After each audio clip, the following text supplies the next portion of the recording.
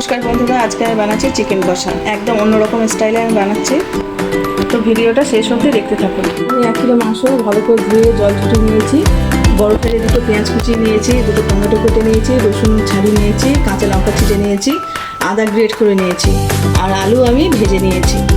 কড়াইতে আমি সরষের তেল দিয়েছি, তেল গরম হয়ে গেছে। আমি এই গোটা গরম মশলাগুলো আমি তেলের উপর দিয়ে দিচ্ছি। গরম ভাজা হয়ে গেছে, আমি তেলের উপর পেঁয়াজ দিয়ে দেবো। পেঁয়াজ দিয়েছি, এবার কাঁচা টমেটোগুলো দিয়ে দেবো, কাঁচা লঙ্কা দেবো, রসুন দিয়ে দেবো এর মধ্যে, আর আদা গ্রেট করাটা দিয়ে দেবো।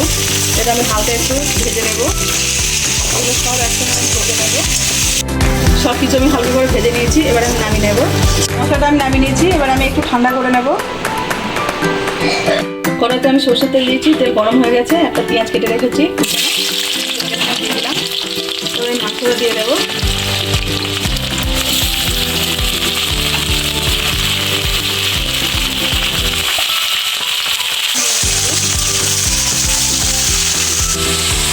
এই মাংসটা আমি ভেজে নেব। পরিমাণ মতো নুন দিয়ে দেবো, হলুদ দিয়ে দেবো, ভালো করে নেড়ে চেড়ে নেবো। একটু হালকা করে ভেজে নেব, হলুদ দিয়েছি, হালকা করে ভেজে নিচ্ছি। এটা ভাজা হতে হতে আমার এদিকে আগে ভেজে রাখা মশলাটা আমি একটু পেস্ট করে নেব। ঠান্ডা হয়ে গেছে, আমি মিক্সার জারের মধ্যে দিয়ে দেবো।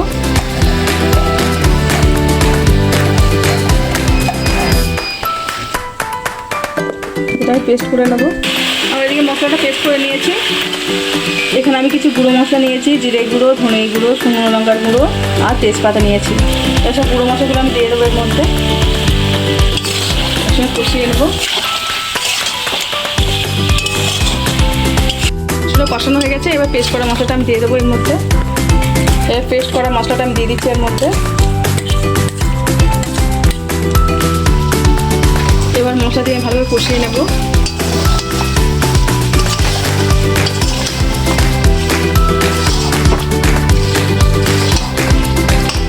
আমি মশলা ধোয়া জলটা এর মধ্যে দিয়ে একটু কষিয়ে নেবো, ভালো করে দিয়ে নিচ্ছি। ভালো করে কষিয়ে নেবো। আর দেখুন রঙটা কি সুন্দর এসছে। মাংস কষানো হয়ে গেছে, মশলার সাথে ভালোভাবে কষিয়ে নিয়েছি। ভেজে রাখা আলুটা এবার এর মধ্যে দিয়ে দেবো, একটু নেড়ে চেড়ে নেব।